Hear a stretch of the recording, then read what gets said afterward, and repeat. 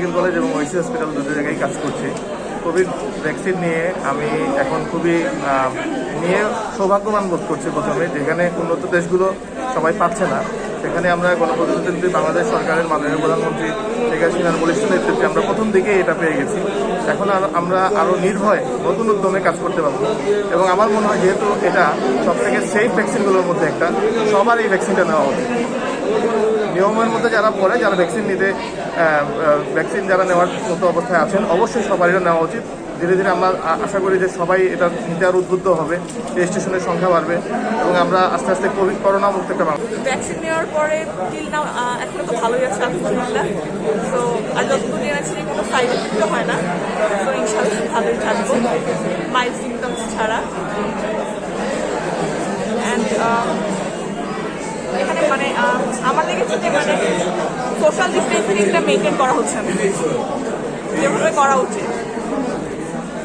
আচ্ছা, এটা নিয়ে কোনো বিভ্রান্তি থাকার কোনো কথা না। গবেষণালব্ধ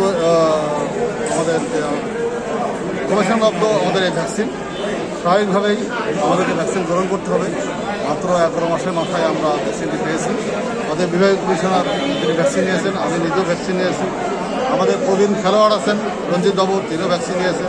এখানে ইয়াং প্রতিনিধি আছেন, তারা ভ্যাকসিন নিয়েছেন। সকল বয়সের মানুষের ভ্যাকসিন নিয়েছে। ভ্যাকসিন নেওয়ার আগে যেমন ছিলাম এখনও তেমন আছি। এটা ভয় পাওয়ার কোনো কারণ নাই, অপপ্রচারে কান দেবেন না, সবাই ভ্যাকসিন গ্রহণ করুন। আমি সিলেটবাসীকে এই আহ্বান জানাই। আরেকটা জিনিস নিয়ে মানুষ শঙ্কিত আছেন যে এটা সংকট হবে কিনা, মানে কোনো সংকট হবে না। আমাদের যথেষ্ট ভ্যাকসিন আছে, ইতিমধ্যে 70 লাখ ভ্যাকসিন আছে। আমাদের খুব শীঘ্র আরও ভ্যাকসিন আসবে। জনগণের চাহিদা অনুযায়ী ভ্যাকসিন চলে আসবে। Thank you. আমি তো দিছি ভালোই আছে, ভালোই লাগে, এখন ভালোই লাগে।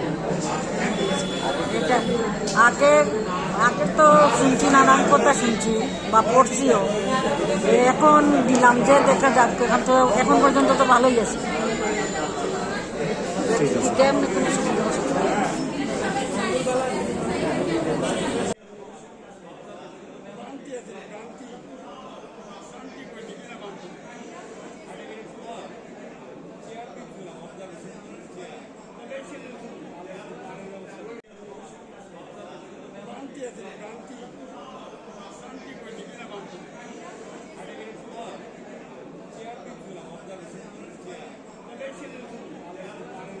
বিভ্রান্তির অবকাশ নাই। সরকারের এই সুন্দর একটি কর্মসূচি আজকে মাননীয় স্বাস্থ্যমন্ত্রী উদ্বোধন করেছেন এবং সবাই স্বতঃস্ফূর্তভাবে সিলেটে এই উসমানী হাসপাতালে সবাই অংশগ্রহণ করেছে এবং অনেকেই আমাদের ভিআইপি যারা আছে তারাই আজকে টিকা নিয়েছেন এবং এটা নেওয়ার মাধ্যমে জনগণকে এই বার্তাই দিচ্ছেন যে সিলেটের আপামর জনসাধারণ যেন টিকা নিতে উৎসাহী হন। কোনো ধরনের সংকট বিভ্রান্ত না রেখে, কোনো ধরনের সমস্যা যাতে না হয় সেই ধরনের ব্যবস্থা রেখে টিকা কার্যক্রম সম্পন্ন হচ্ছে। এই বিভ্রান্তি দূর করার জন্য যে আমরা জনপ্রতিনিধিরা, আমরা যারা জনগণকে নিয়ে মানুষকে নিয়ে কাজ করি, আমাদেরই আগে নেওয়া দরকার। আমাদেরকে দেখে জনগণ উৎসাহিত হবে, তাই আমরা প্রথমেই নিলাম, যাতে আমরা জনগণকে এই ভ্যাকসিনে উৎসাহ দিতে পারি এবং সম্পৃক্ত করতে পারি। এই জন্যই আগে নেওয়া। ভ্যাকসিন নেওয়ার পরের এবং আগের অবস্থা সম্পর্কে যদি না, যেভাবে আছি সেইভাবে আছি, ভালোই স্বাভাবিক, কোনো এমন কোনো কিছু মনে হচ্ছে না। বাংলাদেশে সংক্রমণের হার যারা যত আশঙ্কা প্রকাশ করে, যত আতঙ্ক ছড়িয়েছিলেন, সব কিছু ভুল প্রমাণিত হয়েছে। একইভাবে বাংলাদেশ প্রথম অল্প কয়েকটি দেশের মধ্যে একটি দেশ, যে দেশে করোনা ভ্যাকসিন প্রয়োগ শুরু হয়েছে। আমার ভালো লাগছে এই মুহূর্তে। একটু আগে তো আমি ভ্যাকসিন দিলাম, আমার খুবই ভালো লাগছে। আমি যে অবস্থায় মেডিকেল হাসপাতালে এসেছিলাম,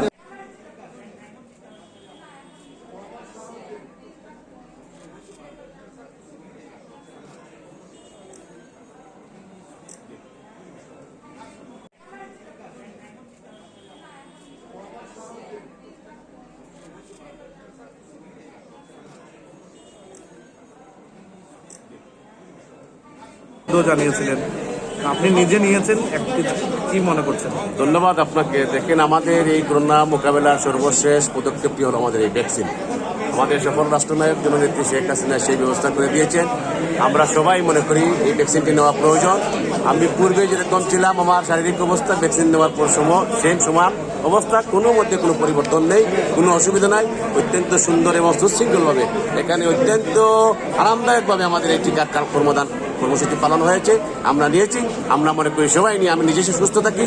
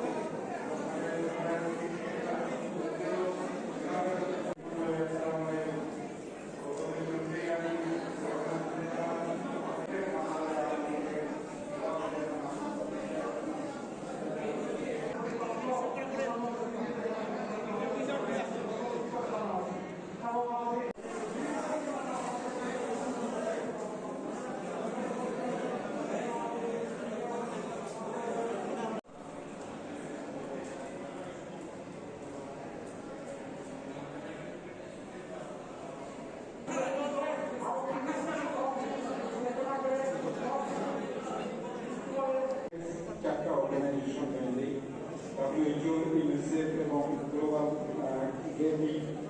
সারা পৃথিবীতে